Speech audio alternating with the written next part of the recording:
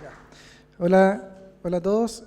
Bueno, el día de hoy les vengo a hablar, como ya nos dijo la presentadora, de la nueva Sony ZV-E1, una cámara que integra, bueno, varios componentes de distintas cámaras que hemos visto últimamente. Por ejemplo, el tema de la inteligencia artificial se hereda de la A7R5.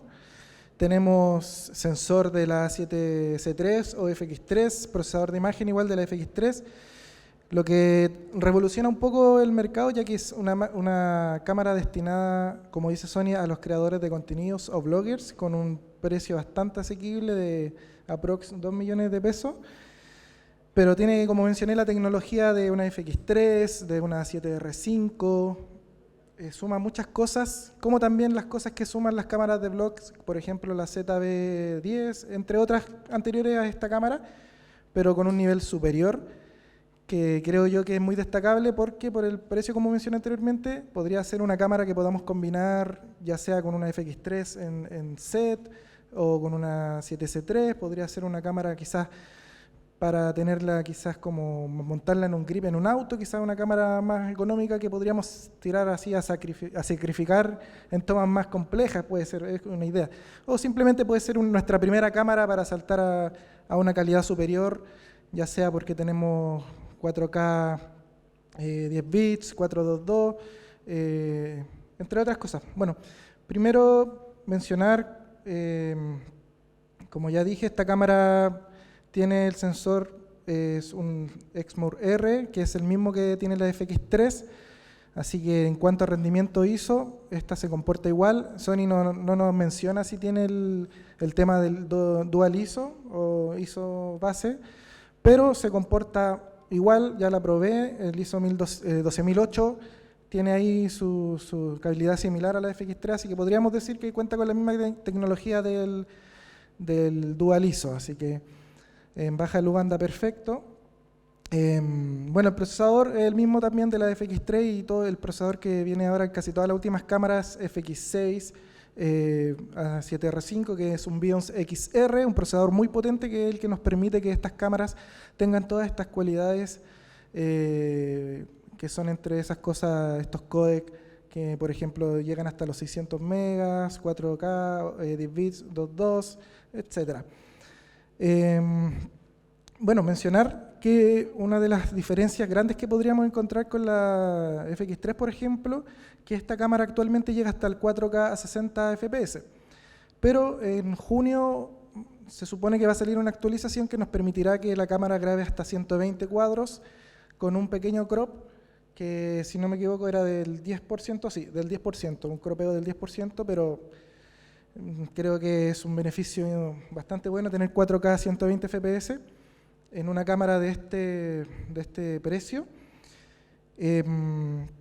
Bueno, al igual que la 7S3 o FX3 tenemos en los 240 FPS en 1080 en modo de SunQ. El modo de SunQ es un modo automático que trae la Sony, que básicamente lo que hace es entregarnos la cámara lenta ya interpretada desde la cámara, o sea que vamos a grabar a 240 FPS y se van a ya ver interpretado en cámara lenta, ya sea en 24, en un proyecto de 24, 30 o 60, ahí nosotros podemos ir diseñando eso. Entonces, nos entrega 240 en este modo. ¿Qué otra característica importante mencionar? Por ejemplo, una diferencia con la antecesora, que es la ZV-E10, es que la ciencia del color de esta cámara mejoró bastante en cuanto a los tonos de piel. Esta ya es mucho más superior. También eso tiene que ver tanto con el procesador y toda esta tecnología que le ha sumado a la cámara. Algo importante también de mencionar es que también cuenta con el perfil que ya todos conocemos, que es Cinetone, un perfil de color ya corregido, un perfil con el que ya podemos lograr una imagen quizá trabajada con un poco de look cine. Y también viene con el sistema de toma log, pero en ISO flexible, que es este modo que les voy a mostrar a continuación, que hay que apagar el modo automático. Sí, aquí hay un problema con la visualización. Sí, voy a tener que desconectar un poquito acá, porque no me deja ver. Es que acá hay unos pequeños menús a los costados y al proyectar en la pantalla no se pueden visualizar. Entonces ahí hay que apagar el modo automático. Ya.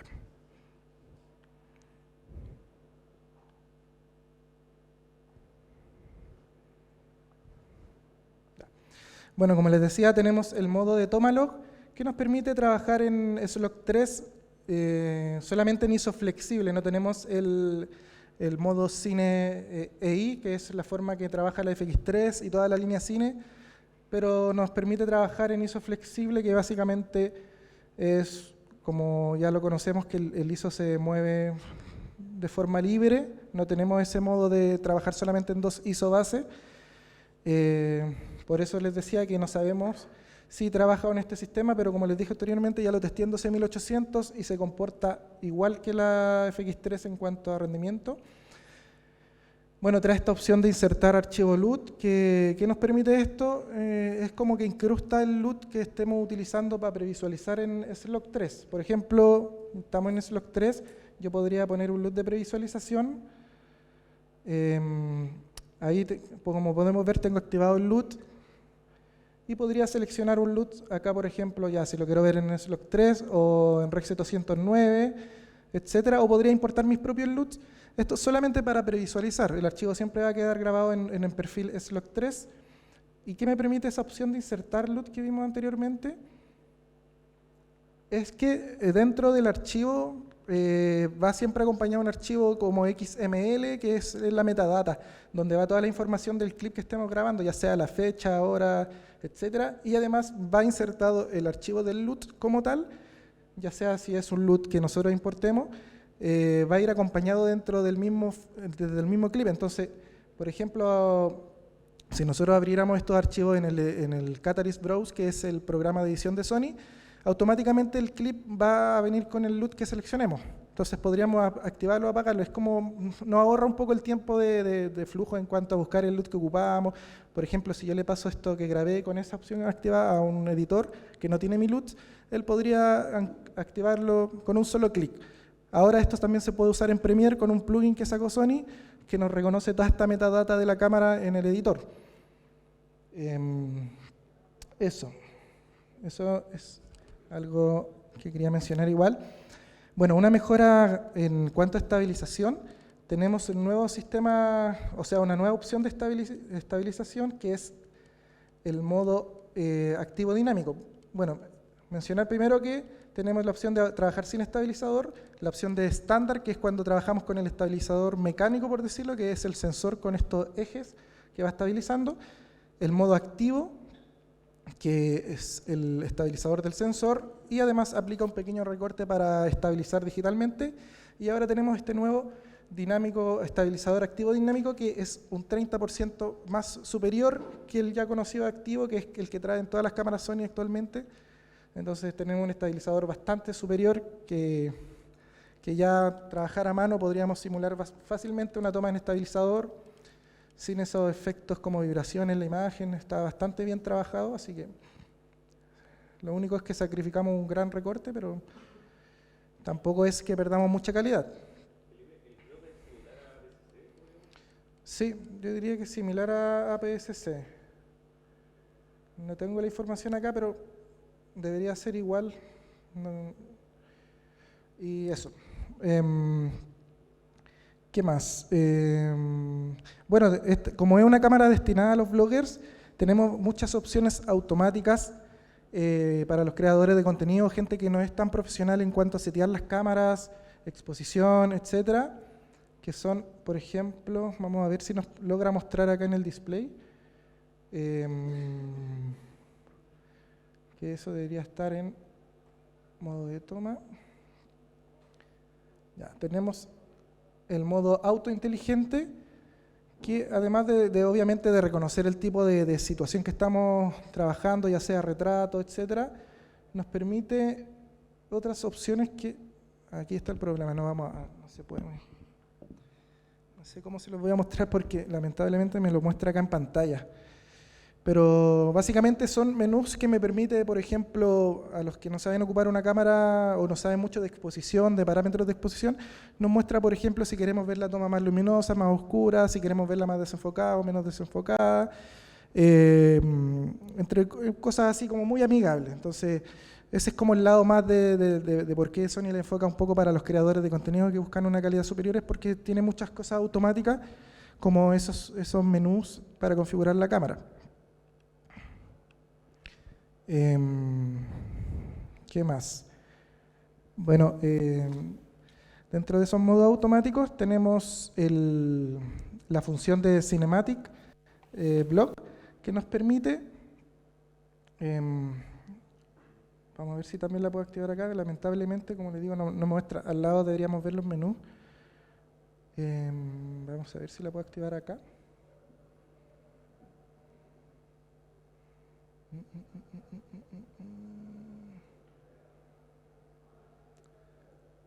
Debería estar acá.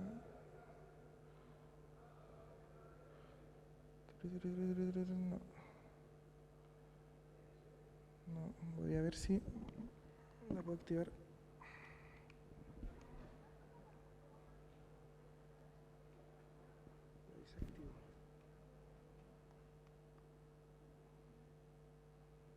Ya, ahí se activó. Entonces, ¿qué me permite este modo Cinematic? Básicamente es un menú que vemos acá. Acá hay un menú donde sale una opción que dice Cinematic Block. Al presionar ese botón, lo que vemos es que se nos activa una relación de aspecto tipo CinemaScope. El clip va a quedar con estas barras de cine. En verdad lo que hace es trabajar otra resolución. No es que no agregue las barras, sino que te cambia la resolución para que quede en CinemaScope.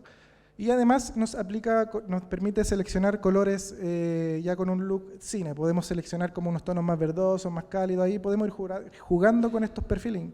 Podemos seleccionar si queremos Cineton y al Cineton darle un look más verdoso, etc.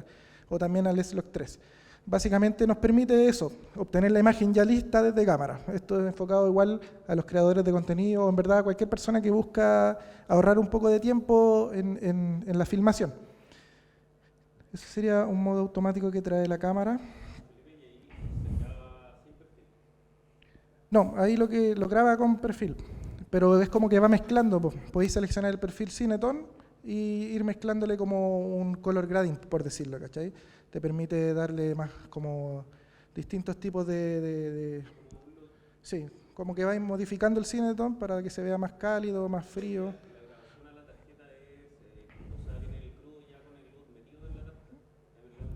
Sí, pues ahí queda todo, queda cocinado todo, así con la relación de aspecto y todo. Sí, te lo deja todo cocinado, por decirlo. Bueno, el Cinematic Block es una función un poco más interesante de las automáticas que trae la cámara. Bueno, ahora quiero mencionar las cualidades que son más interesantes porque son las que trabaja con el tema de la inteligencia artificial.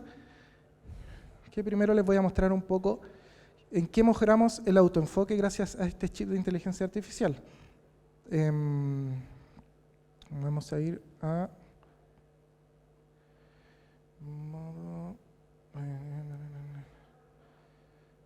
Acá está.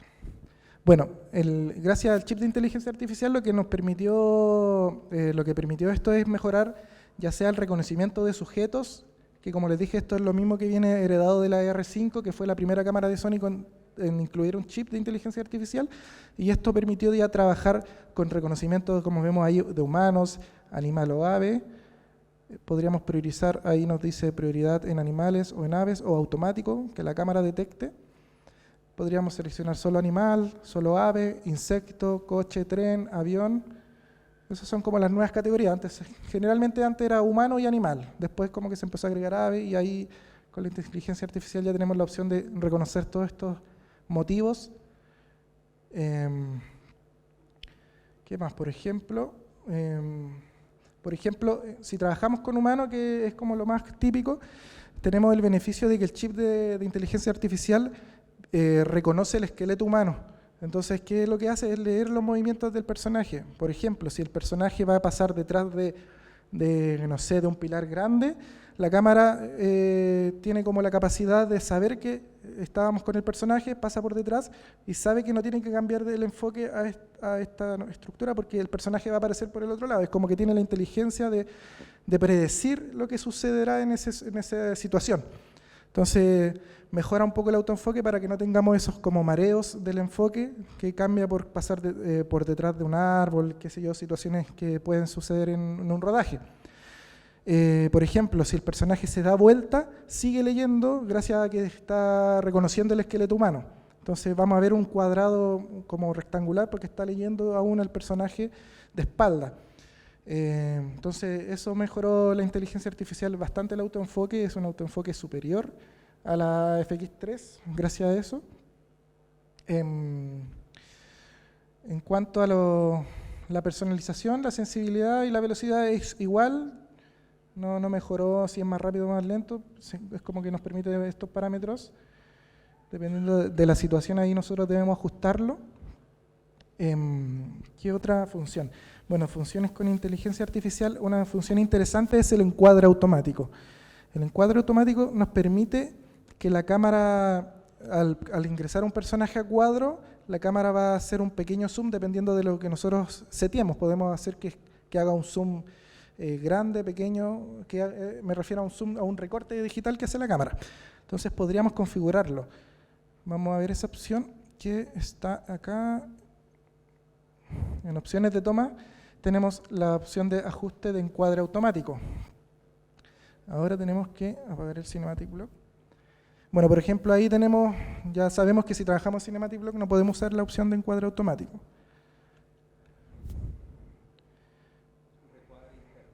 Sí. Vamos a apagar el Cinematic. Ya.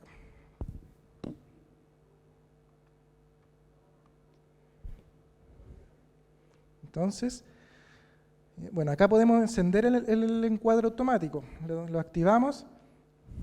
Bueno, ahí está el tiro reconociendo a nuestro amigo. Tenemos, vamos a darle, quiero, no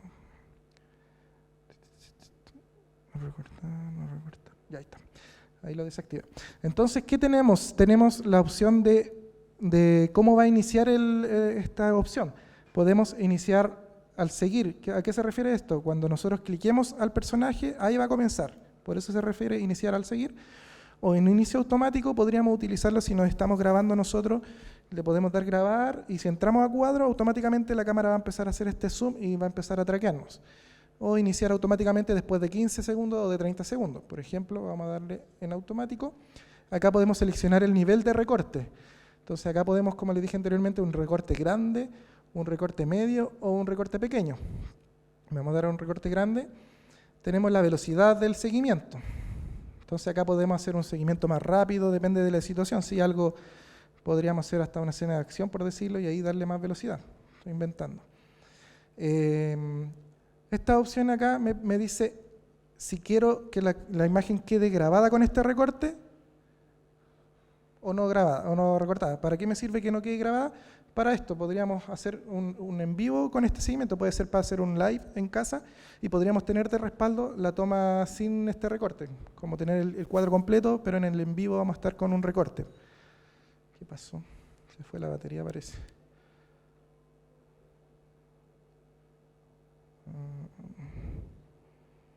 ¿No? Ya.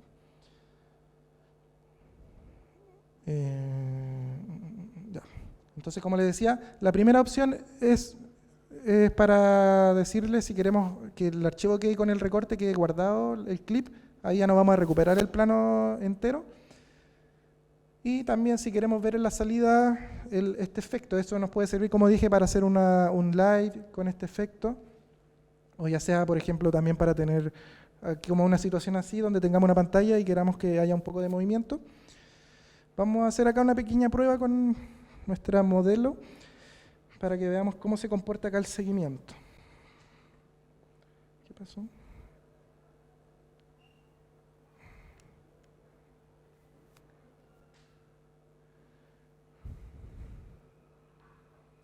Ya. Vamos entonces a ajustar. Voy a Ya, tenemos un recorte grande.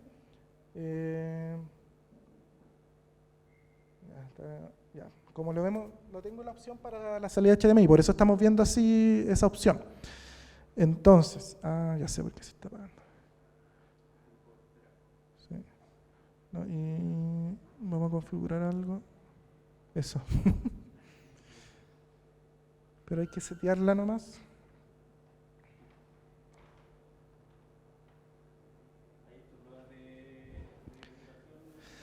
Sí, la otra vez grabé una sesión, estuvimos harto rato en un estudio, pero quizás está con el seteo del calentamiento como en automático, en baja, entonces hay que setearlo. Vamos a tener que esperar a que se enfríe un poco, así que... bueno, mientras les voy a comentar otras características.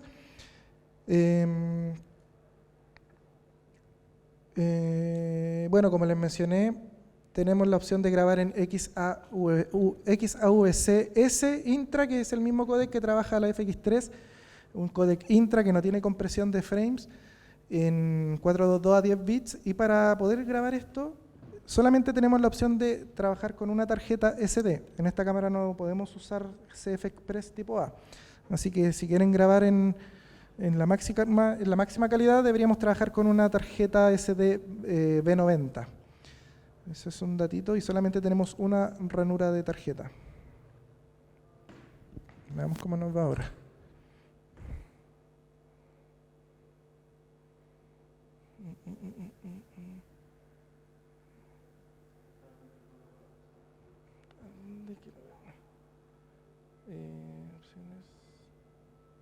Opciones de energía. Alto. Ahí está.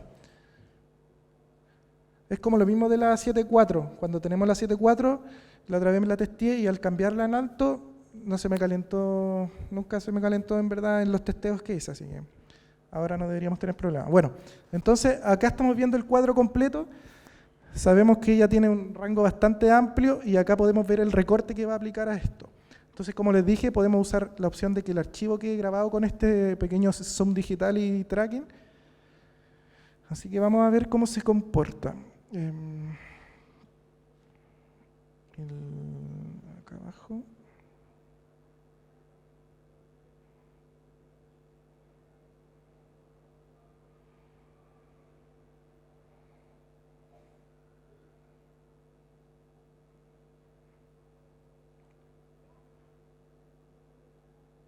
Entonces, y ahí está. Entonces así empezaría el archivo. Y ahí, dale nomás, muévete por favor. Hacia los lados, más que hacia adelante. Eso.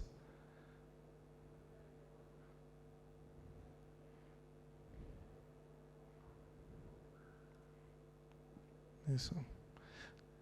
Entonces básicamente esto depende del tamaño de encuadre original que tengamos y el tamaño de cropeo que tengamos para la cantidad de movimiento que tengamos con nuestro personaje. Podríamos ajustar una velocidad de seguimiento más rápida. Ahí lo ajusté más rápido. Incluso pareciera que es como una especie de mano, como cámara en mano de repente. Esta es una opción bastante útil cuando se hacen estos como bailes como de estos chicos que bailan y se mueve la cámara bastante rápida. Es como el mismo efecto de After Effects. Quizás lo podemos hacer desde cámara también. Voy a cambiar el nivel de recorte al pequeño. Ese sería un nivel de recorte pequeño.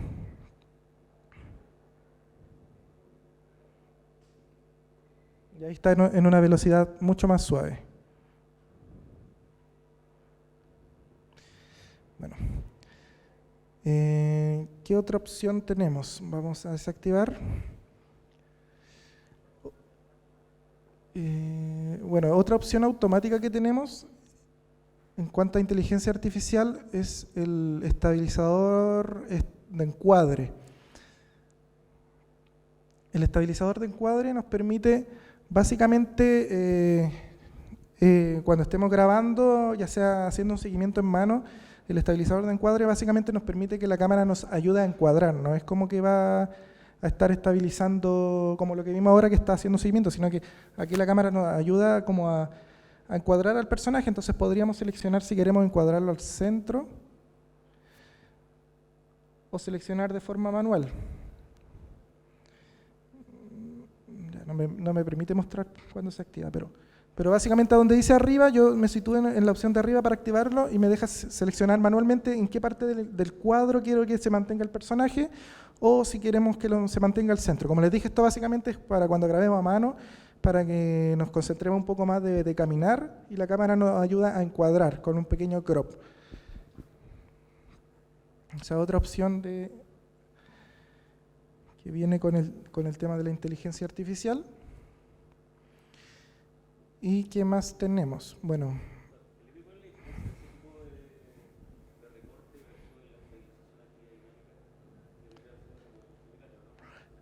o sea, la diferencia es que la cámara te está ayudando a encuadrar, po. Entonces te va a situar al personaje donde tú quieres que esté.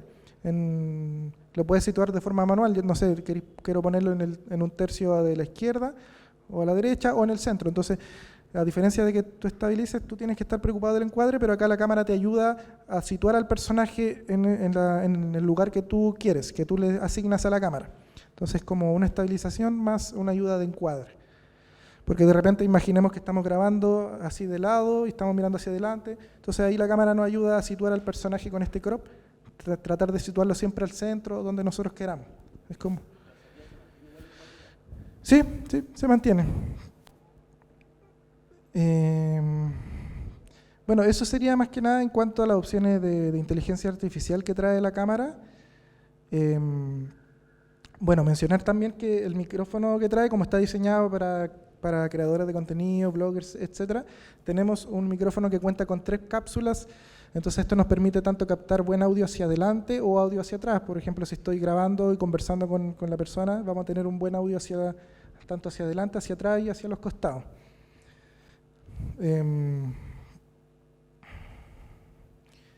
¿Qué más? No, el resto de las opciones son opciones que se vienen manteniendo de otros tipos de cámara blogger, o como también el nuevo menú de la FX3, etcétera. Tenemos, como les dije, acá tenemos, por ejemplo, el micrófono. Podríamos seleccionar si solamente queremos que tome la parte delantera, la parte trasera, o en todas las direcciones, o de forma automática. Entonces, de forma automática la cámara va a ir detectando y priorizando si estamos hablando nosotros detrás de la cámara o por delante de la cámara para obtener el mejor audio. Y eso más que nada en cuanto a la tecnología de esta cámara. No sé si alguien tiene dudas respecto a esta cámara que... Solo una duda, en el sentido de usando los lentes que son PZ y tienen esta tecnología de hacer zoom fotografía externa, dentro de ella tú puedes también ejecutar esa función. Zoom digital, sí. El del lente. Del lente en sí. Sí. Hay cámaras que tienen, hay cámaras que no tienen. Te trae esa opción de asignar los botones y poder hacer zoom. Sí, claro. Aquí mismo tenemos, donde está el botón de obturación, tenemos una palanquita para eso.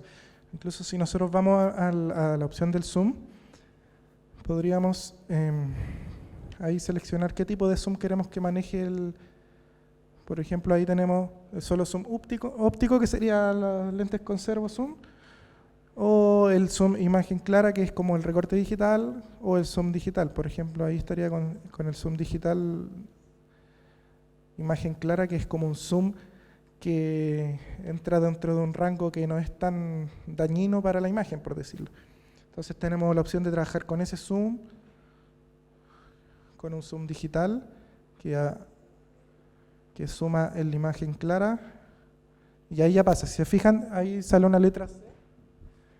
La letra C quiere decir que estamos dentro de este zoom de imagen clara, donde no tenemos tanta pérdida de calidad, y ya ahí en la D ya pasamos al zoom digital, que quizás podemos empezar ya a estropear un poco la imagen, pero aún así es bastante utilizable. Y lo que tú me preguntabas, que era solamente trabajar con el zoom óptico, que en este caso no es un lente conservo, pero en el caso de tener... Sí funciona. ¿Y eso? ¿Alguna otra pregunta, duda que quede respecto a la cámara? ¿Tiene la asistencia de exposición para la beta? Por ejemplo, con Xlog 2, Xlog 3, como la o para no pasar el ruido, ¿cachai? Como tiene la pero ¿qué tipo de asistencia te refieres? para pasar, y que tenía una forma como de cargarle uno a los otros. ¿Hay ¿Mm? alguna precarga como de la cámara que me ayude como a poner? Aparte de la cebra, a la hora de meterlo, a la hora de transferirlo.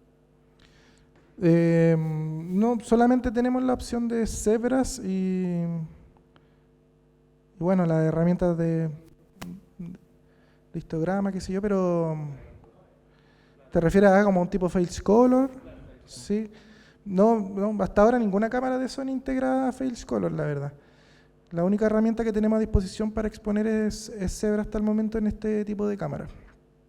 Sí, sí. En verdad tampoco ninguna, la FX3 también actualmente ninguna. Hay una forma de no cargarle a través de tarjeta de luz que te ayuda como a corregir un poquitito la imagen tan plana, a pesar de que te esté Sí. saliendo en la FX3, no me acuerdo en qué parte, pero que tenía una forma como de cargar la cámara para que el monitor no se te vea tan lavado. Ya. No, pero sí, esa es la opción que mostré al principio, que estamos acá, por ejemplo, si encendemos la toma log, tengo que cambiar el modo automático. Modo de toma. Si nos pasamos a manual y activamos la toma log. Esa opción que tú me dices solamente está disponible si trabajamos en toma log. Si trabajamos en S-Log 3 desde los perfiles PP, no podemos activar LUT, solamente tendríamos el Assist Gamma, que igual es bien básico ese, pero si nosotros activamos acá la opción de la toma log, en ISO flexible solamente nos permite, vamos aquí a la pestaña principal 1, y como mencioné, tenemos acá la opción de visualizar LUT, y acá podríamos seleccionar los que vienen de Sony, el Sony 709, o importar nuestros propios LUTs. ¿Se fija? Acá básicamente tocaría pasar a la tarjeta SD, a la carpeta, e importar el LUT que nosotros queramos ocupar, y ahí ya trabajar con una imagen como más fiel a lo que buscamos. Y a eso le puedes sumar las cebras también, quizá una cebra para saber que está sobreexpuesto, y ya con eso ya en verdad sería fácil trabajar el S-Log. Eso, ¿alguna otra duda, chicos? El obturador debería llegar hasta 4000 o 8000. Eso. Bueno, ahí estamos como en un modo automático de ISO. ¿Se fijan? El ISO en S-Log acá parte desde los 640. Un dato importante, las cámaras Sony, creo que desde la S3 en adelante, no estoy seguro si antes de esta, sí, creo que desde la S3. Antes, cuando trabajamos en S-Log 3, solamente el ISO partía desde, por ejemplo, 640 o 800. No podíamos bajar más que eso. Pero, si no me equivoco, desde la S3 podemos bajar. Pero hay un riesgo, es un pequeño tip. Si se fijan, tienen esas dos líneas. Eso quiere decir que ese ISO que vamos a ocupar nos sirve para bajar la exposición, pero ahí lo que está haciendo la cámara es aplicar una ganancia digital para bajar la exposición. Entonces, al hacer eso, trabajar en esos ISO, vamos a correr el riesgo de perder harto rango dinámico. Entonces, lo ideal, si trabajan en S-Log 3, nunca ocupen esos ISO con 2 rayitas, a menos que sea la única opción que tienen, pero lo ideal sería trabajar ya sea en 640 u 800 y aplicar filtro ND si necesitamos bajar la luz, pero eso ISO, ideal no ocuparlos, porque la verdad que baja bastante el rango dinámico y se nota en las luces altas, se ve como que las baja digitalmente, como que la información que está ahí es como cuando en Premiere o en algún editor bajamos las altas luces y se ven como opacas, como del lavado, como que no hay info. Entonces esa es como una ganancia digital nomás, que nos da la opción para bajar más, pero una recomendación que sí, no bajar a eso y aplicar filtro ND o cerrar diafragma, etc.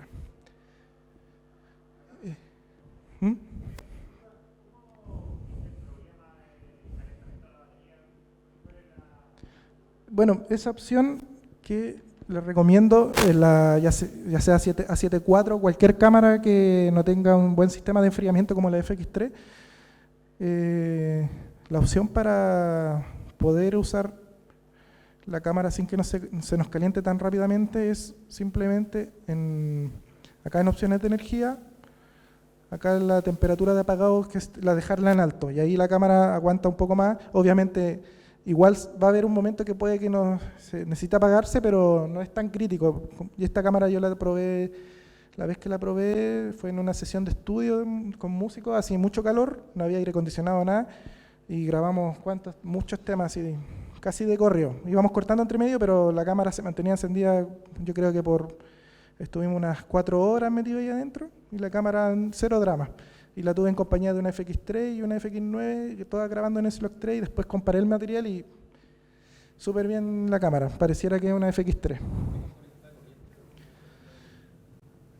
No, cambiando batería. Sí, no la he testeado conectada a corriente, pero no creo que se influya mucho. Sí, pero últimamente Sony nos está botando las baterías falsas, no sé si se han dado cuenta. Por ejemplo, la FX3 con la última actualización, batería Wasabi que tengo yo, están al 80, no sé, están full cargadas, y pasa que un minuto y sale que se descargó. Entonces ahí no sé si en verdad sería buena opción usar batería alternativa en esta cámara, porque debe traer la misma opción esa que te detecta, a menos que salga una batería ya alternativa que se pueda trabajar con eso, pero al menos con Dummy no hay atado, con batería Dummy cableada a V-mount, cero atado.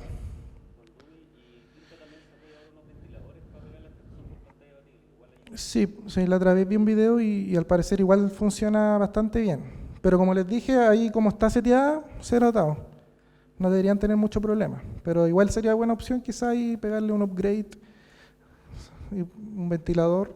Cuando hiciste la prueba con estas cámaras, ¿estabas grabando a 4K? Sí, estaban todas en 4K. 24, 30. Sí, 24, sí. Sí, pero como te digo, el ambiente está bastante caluroso y ni siquiera me apareció el simbolito ni nada, así como ahora.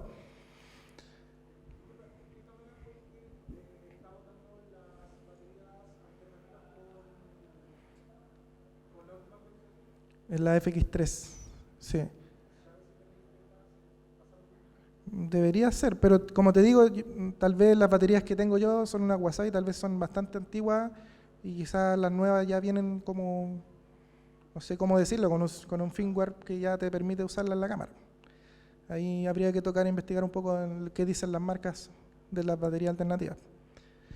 Pero eso, ¿alguna otra duda, consulta?